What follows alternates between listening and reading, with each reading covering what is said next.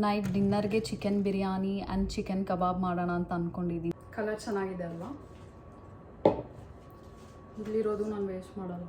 ಏನಂದರೆ ಚಿಕನ್ ನಾನೇ ಕಟ್ ಮಾಡಬೇಕು. ಇಂಡಿಯಾದಲ್ಲಿ ಸ್ಟಾರ್ಟ್ ಮಾಡೋಣ. Hey guys, welcome to my channel Aishu's Life Diary.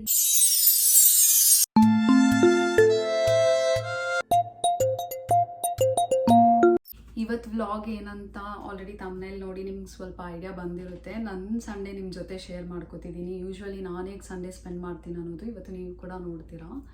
Already 12 ಆಗಿರೋದ್ರಿಂದ ನಾನು ಬ್ರಂಚ್ ಮಾಡ್ಕೊಳ್ಳೋಣ ಅಂತಿದ್ದೀನಿ. ಬ್ರಂಚ್ಗೆ ನಾನು ಸ್ಮೂದಿ ಮಾಡ್ಕೋತಿದ್ದೀನಿ. ಬನ್ನಿ ಟೈಮ್ ವೇಸ್ಟ್ ಮಾಡಿದೆ, let's get into the video. Smoothie ಕುಡಿಯೋಕ್ಕಿಂತ ಮುಂಚೆ ಫಸ್ಟ್ ನಾನು ಎಂಟಿ ಸ್ಟೊಮಕಲ್ಲಿ ಓವರ್ನೈಟ್ ಸೋಕ್ಡ್ ರೈಸ್ ಮತ್ತು ಕರ್ಡ್ ತಿಂತೀನಿ. ಕರ್ಡ್ 1 to 2 ಟೇಬಲ್ ಸ್ಪೂನ್ ಅಷ್ಟೇ ಹಾಕೋಬೇಕು. ವಾಟರ್ ಜಾಸ್ತಿ ಹಾಕ್ಕೋಬೇಕು. ಇದು ಗಟ್ ಹೆಲ್ತ್ಗೆ ತುಂಬ ಒಳ್ಳೆಯದು. ಅದಕ್ಕೆ ಸ್ಮೂದಿಗೆ ಏನೇನು ಬೇಕು ಅದೆಲ್ಲ ಹಾಕ್ಕೊಂಡು ಬ್ಲೆಂಡ್ ಮಾಡ್ಕೋತಿದ್ದೀನಿ. ಕಲರ್ ಚೆನ್ನಾಗಿದೆ ಅಲ್ವಾ? ಸ್ಮೂದಿ ರೆಡಿ ಆಗಿದೆ. ಇವಾಗ ನಾನು ಕ್ಯಾಪಲ್ಲಿರೋದನ್ನು ವೇಸ್ಟ್ ಮಾಡಲ್ಲ. ಪರ್ಸ್ನಲಿ ಸ್ಮೂದಿ ನನ್ನ ಫೇವ್ರೆಟ್ಟು. ಮಾರ್ನಿಂಗ್ ಟೈಮ್ ಬೇಗ ಏನಾದರೂ ಬ್ರೇಕ್ಫಾಸ್ಟ್ ಮಾಡಬೇಕು, ಅಷ್ಟೊಂದು ಟೈಮ್ ಇಲ್ಲ ಅಂತ ಇರೋ ಸಿಚುವೇಶನಲ್ಲೆಲ್ಲ ನಾನು ಸ್ಮೂದಿನೇ ಜಾಸ್ತಿ ಪ್ರಿಫರ್ ಮಾಡೋದು. ನಿಮಗೂ ಸ್ಮೂದಿ ರೆಸಿಪಿ ಬೇಕಂದರೆ ಕಮೆಂಟ್ ಮಾಡಿ. ಇದರಲ್ಲೇ ಆ್ಯಡ್ ಮಾಡ್ತಿದ್ದೆ, ಬಟ್ ವಿಡಿಯೋ ಲೆಂತಿ ಆಗುತ್ತೆ ಅಂತ ಮಾಡಲಿಲ್ಲ. ಈಗ ಸ್ಮೂದಿ ರೆಡಿ ಆಗಿದೆ. ನಾನು ಇದನ್ನು ಕುಡ್ಕೊಂಡು ಹಾಗೆ ಮನೇಲಿ ಮಾತಾಡಿಕೊಂಡು ನಾನು ಸ್ಮೂದಿ ಮುಗಿಸ್ತೀನಿ. ನೆಕ್ಸ್ಟ್ ಏನು ಮಾಡ್ತೀನಿ ಅನ್ನೋದು ಕಂಟಿನ್ಯೂ ಮಾಡ್ತೀನಿ. Stay tuned. Hey guys, welcome back. ಇವಾಗ ಟೈಮು 5 ಆಗಿದೆ. ನೈಟ್ ಡಿನ್ನರ್ಗೆ chicken biryani and chicken kebab ಮಾಡೋಣ ಅಂತ ಅಂದ್ಕೊಂಡಿದ್ದೀನಿ. ಅದಕ್ಕೆ ಏನೇನು ಬೇಕೆಲ್ಲ ರೆಡಿ ಮಾಡ್ಕೊಳ್ಳೋಣ. ಇವತ್ತೇನೆಂದರೆ ಚಿಕನ್ ನಾನೇ ಕಟ್ ಮಾಡಬೇಕು. ಇಂಡಿಯಾದಲ್ಲಿ ಚಿಕನ್ ಅಂಗಡಿಗೆ ಹೋದರೆ ಅವರೇ ಕಟ್ ಮಾಡಿಕೊಡ್ತಾರೆ, ಬಟ್ ಇಲ್ಲ ಆ ಥರ ಅಲ್ಲ, ನಾವೇ ಕಟ್ ಮಾಡ್ಕೋಬೇಕು. ಇಂಡಿಯಾದಲ್ಲಿ ನಾನು ಚಿಕನ್ ಅಂಗಡಿಗೂ ಹೋಗ್ತಾ ಇರಲಿಲ್ಲ, ಚಿಕನ್ನ ಮುಟ್ತಾನೂ ಇರಲಿಲ್ಲ. ಬಟ್ ಇಲ್ಲಿ ಬಂದಮೇಲೆ ಇನ್ನು ಏನು ಮಾಡೋಕ್ಕಾಗಲ್ಲ, ಎಲ್ಲ ನಾವೇ ಮಾಡ್ಕೋಬೇಕಲ್ವಾ. ಸೊ ನೋಡೋಣ ನಾನು ಯಾವ ಥರ ಕಟ್ ಮಾಡ್ತೀನಿ, ನನ್ನ ಸ್ಟೈಲ್ ಬಿರಿಯಾನಿ ನಾನು ಹೆಂಗೆ ಮಾಡ್ತೀನಿ ಅನ್ನೋದು ನಿಮ್ಮ ಜೊತೆ ಶೇರ್ ಮಾಡ್ಕೋತೀನಿ. ನೀವು ಕೂಡ ಟ್ರೈ ಮಾಡಿ, ಓಕೆನಾ? ಫ್ಯಾಮಿಲಿ ಜೊತೆ ಇರೋ ತನಕ ರಿಯಾಲಿಟಿ ಯಾರಿಗೂ ಏನೂ ಗೊತ್ತಾಗಲ್ಲ. ಒನ್ಸ್ ಫ್ಯಾಮಿಲಿಯಿಂದ ಹೊರಗಡೆ ಬಂದಾಗಲೇ ನಮಗೆ ರಿಯಾಲಿಟಿ ಲೈಫ್ ಅಂದರೆ ಏನು ಅನ್ನೋದೆಲ್ಲ ಅರ್ಥ ಆಗೋದು. ಇದೆಲ್ಲ ಕಲಿಯೋದಕ್ಕೆ US ಗೆ ಬರಬೇಕಂತ ಏನಿಲ್ಲ, ಇಂಡಿಯಾದಲ್ಲೂ ಕಲಿಬೋದು. ನನಗೆ ಆ ಥರ ಚಾನ್ಸ್ ಇಂಡಿಯಾದಲ್ಲಿ ಸಿಕ್ಕಿರಲಿಲ್ಲ. ಇಲ್ಲಿ ಬಂದಮೇಲೆ ಎಷ್ಟೊಂದು ವಿಷಯ ಕಲ್ತ್ಕೊಂಡಿದ್ದೀನಿ. ಅದೆಲ್ಲನೂ ನಿಮ್ಮ ಜೊತೆನೂ ಶೇರ್ ಮಾಡ್ಕೋತಿದ್ದೀನಿ. ಯಾರೋ ಒಬ್ರಿಗೆ ಯೂಸ್ ಆಗುತ್ತೆ ಅಂತ, ಬೇರೆ ಕಂಟ್ರಿ ಹೋಗೋರಿಗೆ ಅಥವಾ ಇಂಡಿಯಾದಲ್ಲೇ ಬೇರೆ ಸ್ಟೇಟ್ ಮೂವ್ ಆಗೋರಿಗೆ, ಫ್ಯಾಮಿಲಿ ಬಿಟ್ಟು ದೂರ ಇರೋರಿಗೆ, ಇದೆಲ್ಲನೂ ಹೀಗೆ ಇರುತ್ತೆ ರಿಯಾಲಿಟಿ ಆಲ್ಮೋಸ್ಟ್ ಎಲ್ಲರದೂ. ನಾನು ಚಿಕನ್ ಬೋನ್ಸ್ ಎಲ್ಲ ತಿನ್ನಲ್ಲ, ಅದಕ್ಕೆ ಚಿಕನ್ ಬ್ರೆಸ್ಟ್ ಪೀಸೇ ಪ್ರಿಫರ್ ಮಾಡೋದು ಯಾವಾಗಲೂ. ಇದನ್ನು ಇವಾಗ ಕಟ್ ಮಾಡಬೇಕು. ಚಿಕನ್ ಮೇಲೆ ವೈಟ್ ಕಲರ್ ಕಾಣಿಸ್ತಿದೆಯಲ್ಲ, ಅದೆಲ್ಲ ಫ್ಯಾಟ್ಸ್, ಅದನ್ನ ರಿಮೂವ್ ಮಾಡಬೇಕು. ಇವಾಗ ನನಗೆ ಯಾವ ಸೈಜ್ ಬೇಕೋ ಆ ಸೈಜ್ ಕಟ್ ಮಾಡ್ಕೋತೀನಿ.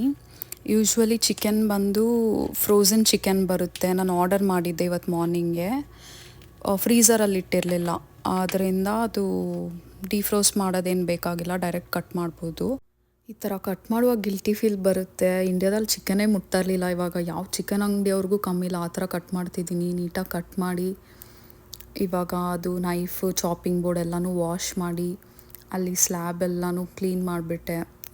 ಚಿಕನ್ ಕಟ್ ಮಾಡಿದ್ನಲ್ಲ ಅದಕ್ಕೆ ಸಾಂಗ್ ಕೇಳಿಕೊಂಡು ನೀಟಾಗಿ ಎಲ್ಲನೂ ಕ್ಲೀನ್ ಮಾಡ್ತಾ ಇದ್ದೆ. ಹಾಗೆ ಇದೇ ರಿಯಾಲಿಟಿ. ಮನೆ ಬಿಟ್ಟು ಇರೋ ಎಲ್ಲ ರಿಯಾಲಿಟಿ ಹೀಗೆ ಇರುತ್ತೆ, ಬರೀ ಕ್ಲೀನಿಂಗು, ಕುಕ್ಕಿಂಗು ಇಷ್ಟೇ. ಇವಾಗ ಚಿಕನ್ 2 times ವಾಶ್ ಮಾಡಿ, 3rd time ಸ್ವಲ್ಪ ವಾಟರ್ ಇಟ್ಟು ಅದರಲ್ಲೇ ಟರ್ಮರಿಕ್, ಸಾಲ್ಟ್ ಎರಡೂ ಹಾಕಿ ಒಂದು 5 minutes ಹಾಗೆ ಬಿಡ್ತೀನಿ. ಮತ್ತು ಸಿಂಕೆಲ್ಲ ನೀಟಾಗಿ ವಾಶ್ ಮಾಡಿದೆ. Hand wash important. Keeping my self hydrated. ಇಷ್ಟೇ ಅಲ್ಲ, ಇದು ಜಸ್ಟ್ 30% ವರ್ಕ್ ಅಷ್ಟೇ. ಚಿಕನ್ ಕಟ್ ಮಾಡಿ ಆ ಟರ್ಮರಿಕ್ ವಾಟರಲ್ಲಿ ಒಂದು 5 minutes ಬಿಡ್ತೀನಿ. ಹಾಗೇ ಅಷ್ಟರಲ್ಲಿ ನಾನು ಟ್ರ್ಯಾಶ್ ಎಲ್ಲ ಹಾಕ್ಬಿಟ್ಟು ಬರೋಣ ಅಂತ ಅಂದ್ಕೊಂಡೆ. ಅದಕ್ಕೆ ಕೆಳಗಡೆ ಹೋಗಬೇಕು. ಸ್ಕೈ ನೋಡಿ ಎಷ್ಟು ಚೆನ್ನಾಗಿ ಕಾಣಿಸ್ತಿದೆ. ನನಗೆ ಈವ್ನಿಂಗ್ ಸನ್ಸೆಟ್ ನೋಡೋದಂದರೆ ತುಂಬ ಇಷ್ಟ. ಟ್ರ್ಯಾಶ್ ಹಾಕೋದಕ್ಕೆ ಕೆಳಗಡೆ ಹೋಗ್ತಾ ಇದ್ದೀನಿ. ಕೆಳಗಡೆ ಬಂದೆ, ಅಲ್ಲಿ ಕಾಣಿಸ್ತಿದೆಯಲ್ಲ ಅದೇ ಡಂಪ್ಸ್ಟರ್. ಎಷ್ಟೊಂದು ಜನ ಕೇಳ್ತಾರೆ, ಒಬ್ಬಳೇ ಹೇಗಿರ್ತೀಯ, ಬೇಜಾರಾಗಲ್ವಾ ಅಂತ. ನನಗೆ ಬೇಜಾರಾಗಲ್ಲ. ವೈಬ್ ಸೆಟ್ ಆಗದೆ ಅನ್ಕಂಫರ್ಟ್ ಆಗೋ ಥರ ಇರೋ ಫ್ರೆಂಡ್ಶಿಪ್ಸ್ ನನಗೆ ಇಷ್ಟ ಆಗಲ್ಲ. ಅದಕ್ಕೆ not everyone deserves my energy. I love spending time with myself. ಈ ಸ್ಕೈ ನೋಡೋದ್ರಲ್ಲಿ ನನಗೇನೋ ಒಂಥರ ಖುಷಿ.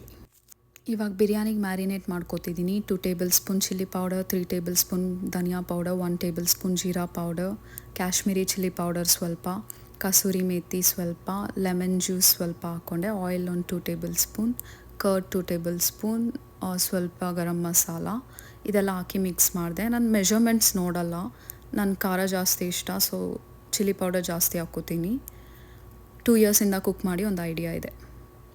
ನೆಕ್ಸ್ಟ್ ಕಬಾಬ್ಗೆ ಮಿಕ್ಸ್ ಮಾಡ್ಕೋತಾ ಇದ್ದೀನಿ. ನಾನು ಈ ಪೌಡರೇ ಯೂಸ್ ಮಾಡಿದ್ದು, ಇಂಡಿಯಾಯಿಂದ ತಂದಿದ್ದದು. ಲೆಮನ್ ಜ್ಯೂಸ್ ಸ್ವಲ್ಪ ಹಾಕ್ಕೊಂಡೆ, ಕಸೂರಿ ಮೇಥಿ ಆ್ಯಂಡ್ 1 ಎಗ್ ಹಾಕ್ಕೊಂಡೆ.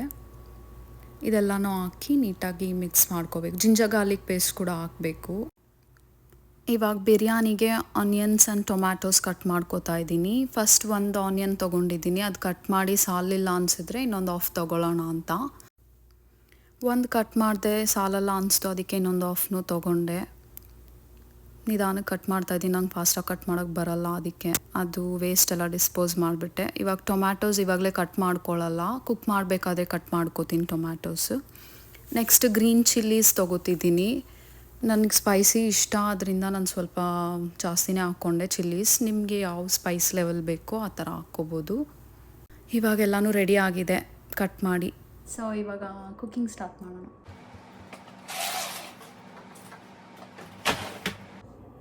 ಇದರಲ್ಲೇ ಬಿರಿಯಾನಿ ಮಾಡೋದು.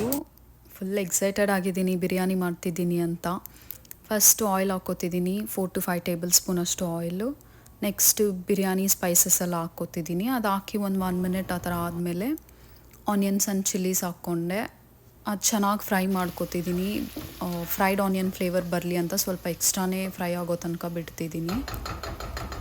ನೆಕ್ಸ್ಟು ಟೊಮ್ಯಾಟೋಸ್ ಹಾಕ್ಕೋತಿದ್ದೀನಿ. ಆನಿಯನ್ಸ್ ಚೆನ್ನಾಗಿ ಫ್ರೈ ಆಗಿದೆ, ಇವಾಗ ಟೊಮ್ಯಾಟೋಸ್ ಹಾಕಿದ್ದೀನಿ.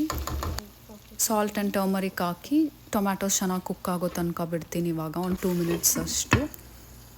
ಇವಾಗ ಟೊಮ್ಯಾಟೋಸ್ ಕುಕ್ ಆಗಿದೆ, ನೀಟಾಗಿ ಮ್ಯಾಶ್ ಮಾಡಿಕೊಂಡು ಚಿಕನ್ ಹಾಕ್ಕೋತಿದ್ದೀನಿ. ಆವಾಗಲೇ ಜಿಂಜರ್ ಗಾರ್ಲಿಕ್ ಪೇಸ್ಟ್ ಹಾಕೋದು ಮರ್ತೋಗಿದ್ದೆ, ಅದಕ್ಕೆ ಮತ್ತೆ ಹಾಕಿ ಚಿಕನ್ ನೀಟಾಗಿ ಮಿಕ್ಸ್ ಮಾಡ್ಕೋತಿದ್ದೀನಿ. ಇವಾಗ ಆವಾಗಲೇ ಹೇಳಿದ ಮಸಾಲ ಎಲ್ಲ ಸ್ವಲ್ಪ ಸ್ವಲ್ಪ ಹಾಕ್ಕೊಂಡೆ, ಅದು ರೈಸ್ಗೂ ಫ್ಲೇವರ್ ಬರಲಿ ಅಂತ. ನೀಟಾಗಿ ಮಿಕ್ಸ್ ಮಾಡಿ ಒಂದು 10 ಮಿನಿಟ್ಸ್ ಕುಕ್ ಆಗೋಕ್ಕೆ ಬಿಡಬೇಕು. ಈ ಟೈಮಲ್ಲಿ ಒಂದು 2 ಟೈಮ್ಸ್ ಓಪನ್ ಮಾಡಿ ಸ್ಟಿರ್ ಮಾಡ್ತಾ ಇರಬೇಕು, ಇಲ್ಲ ಕೆಳಗಡೆ ಸ್ಟಿಕ್ ಆಗುತ್ತೆ ಅದರಿಂದ. ನೆಕ್ಸ್ಟು ನೀರು ಹಾಕ್ಕೋತಿದ್ದೀನಿ. ನಾನು ಬಾಸ್ಮತಿ ರೈಸ್ ಯೂಸ್ ಮಾಡಿರೋದು, ಅದಕ್ಕೆ 1:2. ಜಿಂಜರ್ ಗಾರ್ಲಿಕ್ ಪೇಸ್ಟು ಅದು ಖಾಲಿಯಾಗಿತ್ತು, ಸೊ ಅದರಲ್ಲೇ ನೀರು ಮಿಕ್ಸ್ ಮಾಡಿ ಹಾಕ್ಬಿಟ್ಟೆ. ರೆಗ್ಯುಲರ್ ರೈಸ್ಗಿಂತ ಒಂದು ಸ್ವಲ್ಪ ಕಮ್ಮಿ ಹಾಕ್ಬೋದು. ಇವಾಗ ಚೆನ್ನಾಗಿ ಬಾಯ್ಲ್ ಆಗೋ ತನಕ ನಾವು ವೆಯ್ಟ್ ಮಾಡಬೇಕು. ನೆಕ್ಸ್ಟ್ ಸಾಲ್ಟ್ ನೋಡಿ ಲೆಮನ್ ಜ್ಯೂಸ್ ಕೂಡ ಸ್ವಲ್ಪ ಹಾಕ್ಕೊಂಡೆ. ಇವಾಗ ರೈಸ್ ಹಾಕ್ತಾಯಿದ್ದೀನಿ. ರೈಸ್ನ ಸ್ವಲ್ಪ ನಿಧಾನಕ್ಕೆ ಮಿಕ್ಸ್ ಮಾಡಬೇಕು, ಇಲ್ಲಾಂದರೆ ಒಡೆದೋಗುತ್ತೆ ಅದರಿಂದ. ಇವಾಗ 10 minutes medium flame, 10 minutes low ಫ್ಲೇಮಲ್ಲಿ ಕುಕ್ ಮಾಡ್ಕೋತೀನಿ. ಇವಾಗ ಕಬಾಬ್ಗೆ ಪ್ಯಾನ್ ಬಿಸಿ ಮಾಡೋಕ್ಕೆ ಇಡ್ತಿದ್ದೀನಿ. ಪ್ಯಾನ್ ಬಿಸಿ ಆಗಿದೆ, ಇವಾಗ ಚಿಕನ್ ಹಾಕ್ಬೋದು. ಚಿಕನ್ದು ಕುಕ್ಕಿಂಗ್ ಟೈಮ್ ಬಂದುಬಿಟ್ಟು 7 to 10 ಮಿನಿಟ್ಸ್ ಅಷ್ಟೇ ಡೀಪ್ ಫ್ರೈಯಲ್ಲಿ. ಅಷ್ಟರೊಳಗಡೆ ತೆಗಿಬೇಕು, ಆವಾಗ ಚಿಕನ್ ಜ್ಯೂಸಿಯಾಗಿ ಸಾಫ್ಟಾಗಿರುತ್ತೆ. ನಾನು ಅಷ್ಟರಲ್ಲೇ ತೆಗೆದೆ, ಚೆನ್ನಾಗಿ ಬಂದಿತ್ತು. ಮತ್ತು ಇದು ಡೀಪ್ ಫ್ರೈಡ್ ಅಲ್ವಾ, ಯಾವಾಗಲೂ ತಿನ್ನಲ್ಲ, ರೇರಾಗಿ ತಿಂತೀನಿ, but this is my favourite. Taste ಮಾಡ್ತಾಯಿದ್ದೀನಿ. ತುಂಬ ಚೆನ್ನಾಗಿ ಬಂದಿತ್ತು. ಎಕ್ಸೈಟ್ಮೆಂಟಲ್ಲಿ ಹಾಗೆ ತಿಂದ್ಬಿಟ್ಟೆ, ತುಂಬ ಬಿಸಿಯಾಗಿತ್ತು, ಬಟ್ ಟೇಸ್ಟ್ ಸಖತ್ತಾಗಿ ಬಂದಿತ್ತು. ನೆಕ್ಸ್ಟ್ ಬಿರಿಯಾನಿ ಟೇಸ್ಟ್ ಮಾಡೋ ಟೈಮ್ ಬಂತು. ಫಸ್ಟ್ ನೀಟಾಗಿ ನಿಧಾನಕ್ಕೆ ಮಿಕ್ಸ್ ಮಾಡಬೇಕು ಮಸಾಲ ಎಲ್ಲ ರೈಸ್ ಎಲ್ಲ ಒಡೆದೋಗುತ್ತೆ. ನೋಡ್ತಾ ಇರ್ಬೋದು ಕಲರ್ ಕನ್ಸಿಸ್ಟೆನ್ಸಿ ಎಲ್ಲ ಸಖತ್ತಾಗಿ ಬಂದಿದೆ. ಟೇಸ್ಟ್ ಕೂಡ ಅಷ್ಟೇ ಚೆನ್ನಾಗಿ ಬಂದಿತ್ತು. ಬಿರಿಯಾನಿ ಲವ್. ಇವಾಗ ನಾನು ಬೌಲ್ಗೆ ಹಾಕ್ಕೋತಾ ಇದ್ದೀನಿ. ಸೈಡ್ಸ್ ಎಲ್ಲ ಹಾಕ್ಕೊಂಡೆ, ರೆಡಿ ಟು ಈಟ್. ಇಷ್ಟೆಲ್ಲ ಮಾಡಿದ್ಮೇಲೆ ಪೋಸ್ ಕೊಡದೇ ಇದ್ದರೆ ಹೇಗೆ, ಅದಕ್ಕೆ ಪೋಸ್ ಕೊಡ್ತಾ ಇದ್ದೀನಿ. ಮಾಡಿ ಸುಸ್ತೇ ಆಗೋಯ್ತು ನನಗೆ. ಇವಾಗ ಟೇಸ್ಟ್ ಮಾಡ್ತಿದ್ದೀನಿ ಬಿರಿಯಾನಿ. ತುಂಬ ಚೆನ್ನಾಗಿ ಬಂದಿತ್ತು, ನಾನು ಮಾಡಿದೆ ಅಂತಲ್ಲ, ನಿಜವಾಗ್ಲೂ ತುಂಬ ಚೆನ್ನಾಗಿ ಬಂದಿತ್ತು.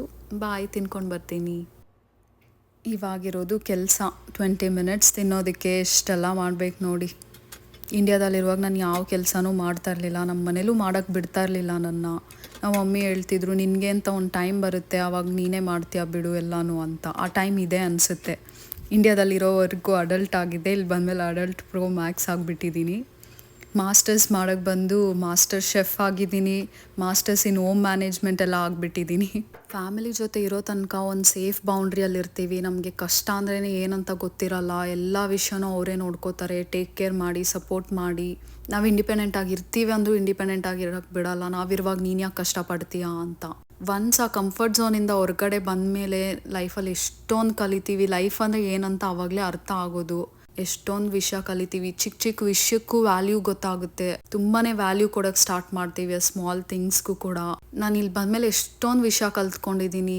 ನಾವು ಇಂಡಿಪೆಂಡೆಂಟ್ ಆಗಿರೋದು ತುಂಬಾ ಒಳ್ಳೆಯದು. ಯಾರ ಮೇಲೂ ಡಿಪೆಂಡ್ ಆಗಬಾರ್ದು. ನಮ್ಮ ಕೆಲಸ ನಾವೇ ಮಾಡ್ಕೋಬೇಕು. ಇವಾಗ ಅರ್ಥ ಆಗ್ತಿದೆ ಮನೇಲಿ ನಮ್ಮ ಮಮ್ಮಿ ಅವರೆಲ್ಲ ಎಷ್ಟು ಕಷ್ಟಪಟ್ಟು ಕೆಲಸ ಮಾಡ್ತಾರೆ. ಡೈಲಿ ಕುಕ್ ಮಾಡೋದು, ಏನು ಮಾಡಬೇಕಂತ ಯೋಚನೆ ಮಾಡೋದು, ಕ್ಲೀನ್ ಮಾಡೋದು. ಮನೇಲಿ ಹೌಸ್ ವೈಫ್ ಆಗಿರೋದಂತೂ ಈಸಿ ಆಗಿರೋ ಕೆಲಸ ಅಲ್ವೇ ಅಲ್ಲ. ಇದೆಲ್ಲ ಮಾಡೋದಕ್ಕೆ ಸಮ್ಟೈಮ್ಸ್ ಎಷ್ಟು ಬೇಜಾರಾಗುತ್ತೆ ಅಂದರೆ ಕಷ್ಟ ಆಗುತ್ತೆ.